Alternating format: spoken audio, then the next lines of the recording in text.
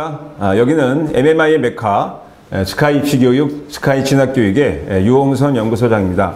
이번 강의는 연세대학교 의과대학을 지망하시는 수험생 여러분을 위한 강의로서 2025학년도 활동 우수형 MMI 때 일반적으로 일반적인 자연계는 녹화 면접이기 때문에 약간 카메라 울렁증 있는 사람이 연습해주지만 이 의과대학은 대면, 그러니까 의사 선생님들이 나와서 대면 면접하기 때문에 여러 가지 준비를 많이 해냈죠. 지금 멀티 미니 인터뷰로 시작하고요. 자, 제시문 기반, 생기부 기반. 그래서 의학계 MMI 하는데요. 자, 그다음 내용 보면은 자, 면접이 40%입니다. 그러니까 면접 40%라는 것은 당락을 거의 결정한다고 볼 수 있죠. 그래서 2025년도 활동 우수형 중에 의과대학. 자, 발표, 1단계 발표는 11월 1일인데요. 자, 문제는 시험이 11월 17일이에요. 17일. 그러니까 수능 끝나고 하루 이틀, 수능 끝나고 그 다음날 준비할 시간이 거의 없죠. 물론 거기서만 준비하려고 작년도 보면 막 전화 오고 난리가 나지만 수능 전에 수능에 조금이라도 준비를 하셔서 그러니까 실제 적용은 11월 2일부터 준비를 하는데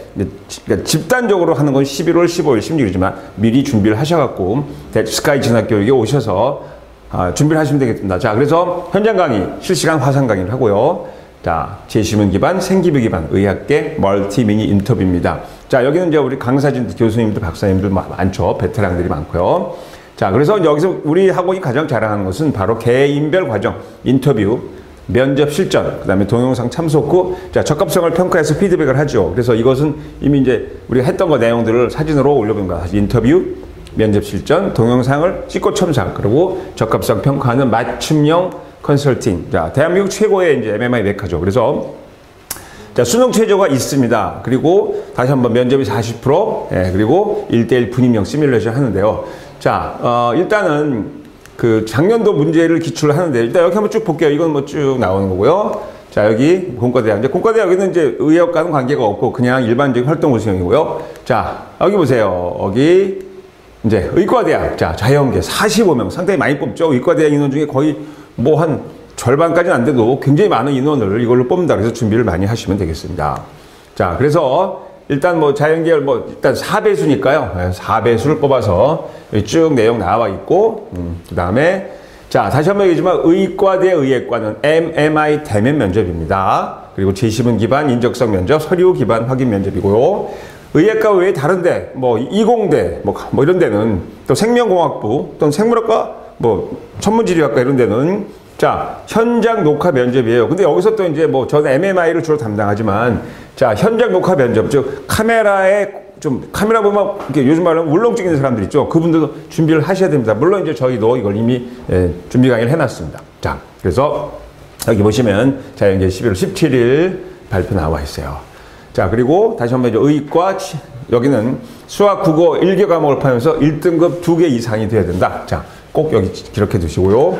자, 그러면은 2025년도 면접 MMI 의학계에서 여기 쭉쭉 나와 있죠. 인재상이 나와 있고, 그러니까 상황 판단, 인적성, 그리고 특히 가장 중요한 거는 자, 의사로서 윤리관이 뚜렷한 히파크라테스의 의료 윤리관, 거기에 대한 가이드라인을 여러분 어느 정도 알고 계셔야 되고요. 그래서 작년도 2024학년도 연세대학교 정식 의학과 파트 1과 파트 2를 먼저 보시면서 가죠.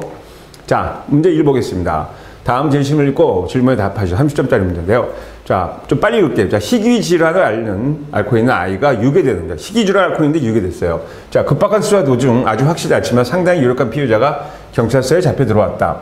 이 소식을 듣고 아이의 부모는 경찰서로 뛰쳐들어와 지금 우리 아이 6시간 안에 약을 먹지 않으면 죽어요 라고 애절하게 외치며 자신들이 피해자를 직접 만나서 이야기해달라고 간청하고 있고, 경찰들은 이를 가로막고 있다. 왜냐하면 아무래도 여러 가지 문제점이 있겠죠. 피의자와 경찰과의 관계지. 자, 그래서 부모와의 관계는 아니다. 그래서 하지만 피의자는 아이의 위치를 말하는 경찰의 추궁에 자기는 아니라고만 외치고 있다. 그랬습니다. 그러니까 아이가 6시간 내로 약을 먹자면 죽는다. 이런 내용이고요. 자, 아이의 생명이 천국에 달려있는 상황에서 지금 조사실에 있는 경찰은 아이의 위치 파악을 위해 다음 사항을 경찰 상부에 요청하고 있다는 거죠. 피의자만 잡은 거죠. 요청사항 쭉 있어요. 자, 그래서 이렇게 됐고요.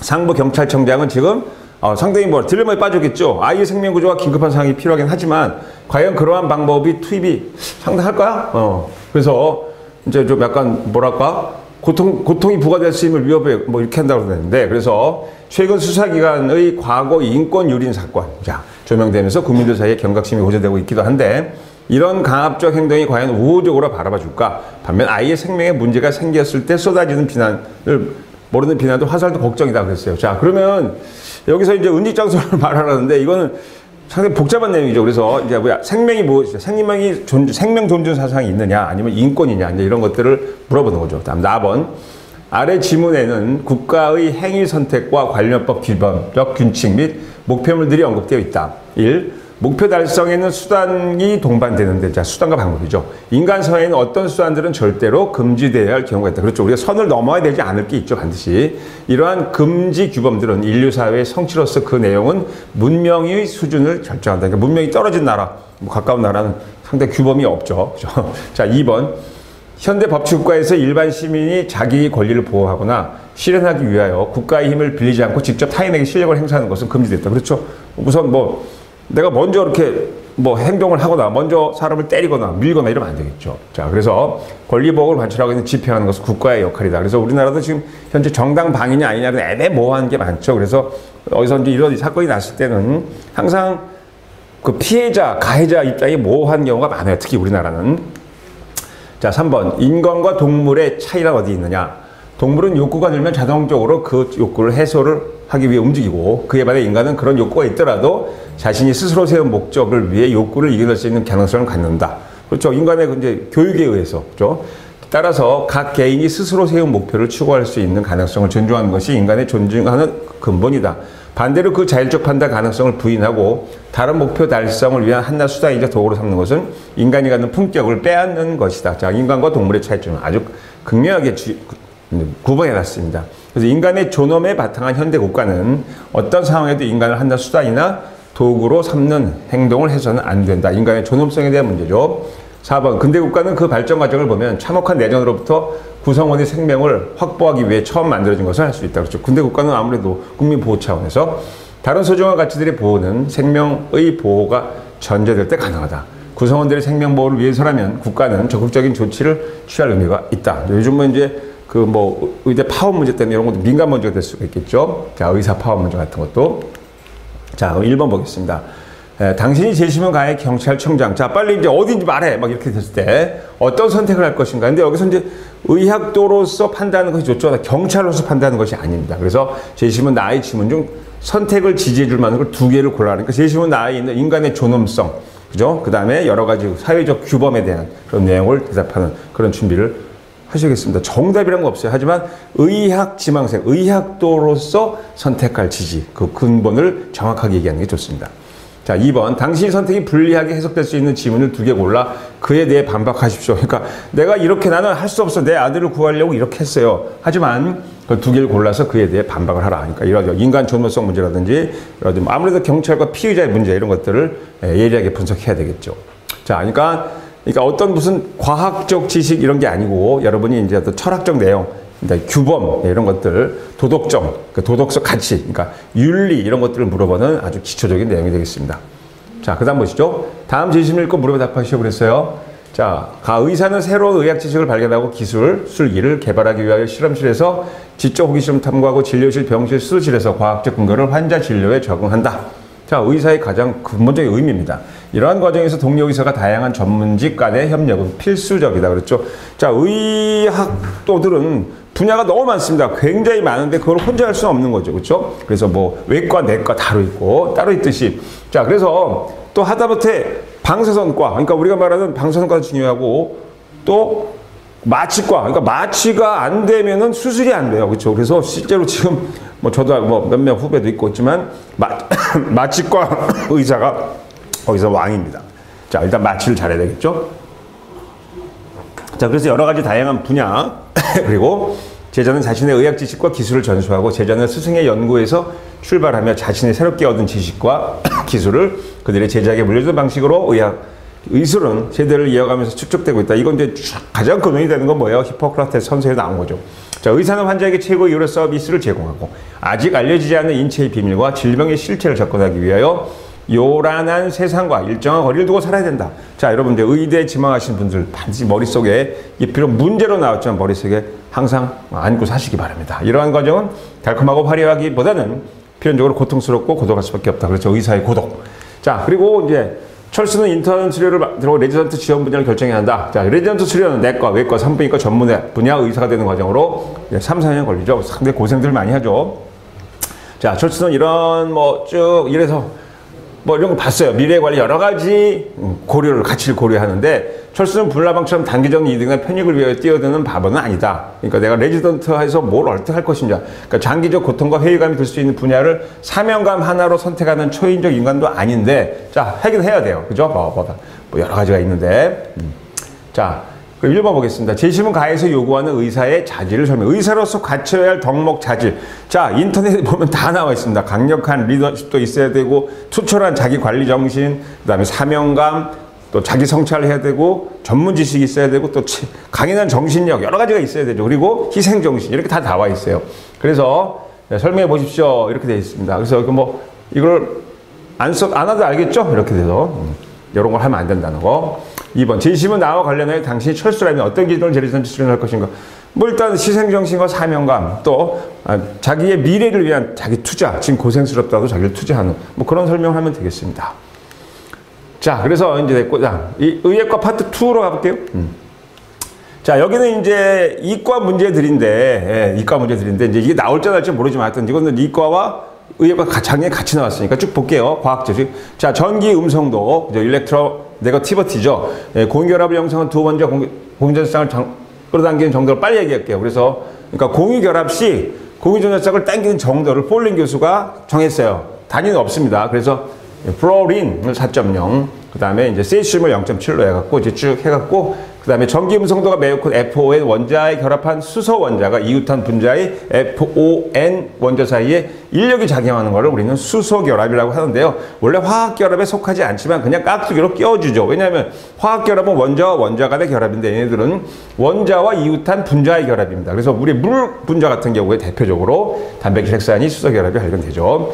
다음에 나번 플립에 맺힌 물방울은 둥근 모양인데 이것은 뭐 알다시피 계면 활성, 표면 장력 여러 가지 문제죠. 그러니까 표면 장력 때문에 되고 표면 장력을 없애는 건 계면 활성제다. 쭉 나왔어요. 그래서 수소 결합으로 인해 표면 장력이 크다. 그렇죠. 뭐 물보다 표면 장력이 더 큰 것도 있어요. 그다음에 하나의 모세포는 핵분열, 세포질 분열로 구성된. 자, 그래서 우리가 분열기, 그다음에 뭐 간기, 그죠? M1기 뭐 이렇게 나오잖아요. M1기가 있고 또 S1기, 그다음에 그러니까 G1기죠. G1기, S기, G2기 이렇게 나오는데 자, 딸세포는 생물학적으로 유지가 된다. 그 다음에 아미노산의 하나 물질을 전구물질 오르티닌, 시트룰린, 아르지닌 합성 경로를 거쳐 합성한다. 자, 비틀과 네이텀은 야생형 붉은 곰팡이에서 돌연변이를 유도하기 위해서 X선 제네시를 통해 돌연변이와 자, 이런 경로를 알아봤어요. 그래서 돌연변이 곰팡이 A형을 곰팡이라고 하고 1차 시험에서 A형 곰팡이를 최소 배지해서 배양하자 야생용 곰팡이에 비해 느린 성장 속도를 지니고 배지에는 자, 오르틴이 축전된 것을 관찰할 수 있다. 이 결과를 마찬가지로 오르틴에서 시툴린 합성 경로에 이상이 생긴 것으로 했죠. 그러니까 우리가 말한 단백질 합성 경로에 어떤 문제에서 어떤 이상이 생겼네요. 생명과학적인 내용이고 생토 내용이 좀 들어갔죠. 아무튼 쭉 보시면은 2차 실험을 했는데 쭉 내용 볼게요. 그래서 이렇게 해서 결과와 유사하게 다시 느려지고 자, 오르틴이 축되는 걸 확인했다. 이런 내용이 나왔죠. 자, 그 다음에 마번 보세요. 인간 게놈, 제놈 아무 상관없습니다. 게놈 프로젝트를 통해 인간 유도체 지도가 완성되면서 유전체 지도. 자, 그래서 게놈 프로젝트 쭉 내어 나왔죠. 그래서 유전자 치료. 그래서 질병을 유발하는 많은 유전자 역시 밝혀졌고요. 자, 유전자 삽입 기술, 그 다음에 결합 유전자 제거 혹은 유전자 발현 조절. 발현 조절 굉장히 중요하죠. 그래서 골수, 혈액, 장기 등의 체세포를 채취하여 정상 유전자를 가진 바이러스 운반체를 체외해서 환자의 체세포에 감염시킨 후 바이러스에 감염된 체세포를 다시 환자의 몸에 넣는 뭐 여러 가지 문제가 있겠죠. 그래서 우리가 말한 다니크론 항체라든지 이런 것들을 이제 여러분 생각하시면 되겠죠. 그래서 뭐 거기에 이제 유전자 조작 기술 같은 거, 이를 통해 유전병 환자의 증상을 완화하거나 치료할 수 있다. 이렇게 나와 있어요. 그래서 자, 문제 1 보면은 가에 제시한 전기 음성도의 주기적 변화를 유효핵전화, 원자반지름 주기성과 연관지어 설명하시오. 그러니까 전기 음성도는 자, 주기율표 오른쪽으로 할수록 어떻게 되고 또 금속일수록 어떻게 되고 이런 걸 설명하면 되고, 그 다음에 물방울의 표면 장력에 대한 둥근 모양이 되는 이유를 분자가 사용해줘. 아까 수소 결합과 표면 장력. 그죠? 표면 장력하면 우리 모세관 혈상을 설명하시면 간단하겠죠. 그죠? 그래서 특히 뭐 예를 들어서 H2라든지 HF 이런 걸 설명하시면서 유효핵전화, 원자 반지름을 설명하시면 되겠고요. 자, 뭐 쭉 여기 해설이 나와 있으니까 그래서 뭐 같은 족, 주기적 현상이 있죠. 같은 족에서는 또 같은 쪽이 있고 같은 주기에서 왔다 이런 걸 내고 그다음에 물방울 표면에 있는 안쪽으로 인력이 작용한다는 거 보시면 되겠죠. 그러니까 만약에 우리가 무중력 상태에서 물방울들은 다 어때요? 말 공중에 둥둥 떠 있겠죠. 그런 거 설명하면 되겠습니다. 자, 그 다음에 라의 2차 실험에서 회복된 A형 붉은 곰팡이의 정상 속도가 3차 실험에서 다시 느려진 원인을 A형 붉은 곰팡이에 발생한 생물학적 변화를 중심으로 추론하라 그랬고요. 또 마에서 설명한 체외 유전자 치료 이론적 근거, 그러니까 외부의 유전자를 집어 삽입해서 유전자 삽입 기술을 설명하라 이런 내용이겠죠. 자, 여기 나왔습니다만 엑선을 조사해서 돌연변이가 발생하고 성장 조건이 변화된다 그래갖고 비정상적인 단백질을 만들고, 자, 2차 실험에서는 A형 붉은 곰팡이가 시투룰린, 키워드 시투룰린 첨가된 최소 배지에서 비슷하게 성장한다. 그래서 변이는 어디? 오르틴인 시투룰린 합성 효소의 유전자가 원인이다. 이렇게 설명하면 되겠죠. 자, 그 다음에 여기 뭐 이거 비슷한 내용이니까 넘어갈게요. 딸세포로 전달된다 엑선 조사. 네. 자, 그래서 작년도 2024학년도 이제 우리 의과대 자 1형, 2형 문제를 보면서 했는데요. 여러분들이 주로 관심 갖는 건 이과 내용보다는 아까 내용 그 인적성 문제 MMI에 대해서 특히 관심을 갖고 답을 하시면 되겠습니다. 자, 준비하는 과정은 굉장히 깁니다. 따라서 수능 끝나자마자 바로 준비한다는 것은 조금 힘들지 않을까 생각해요. 그래서 발표하고 그 다음날부터 어느 정도 물론 수능 부담이 있겠지만 준비를 하시면서 우리 저희 학원에 와서 또 저희 학원이 그 합격률이 거의 99% 이렇게 생각하시면 되겠으니까 하여튼 11월 1일 발표 이후 여러분들이 빨리 움직여서 11월 17일 날 시험 보도록 많은 준비를 하기 바랍니다. 강의를 마치겠습니다.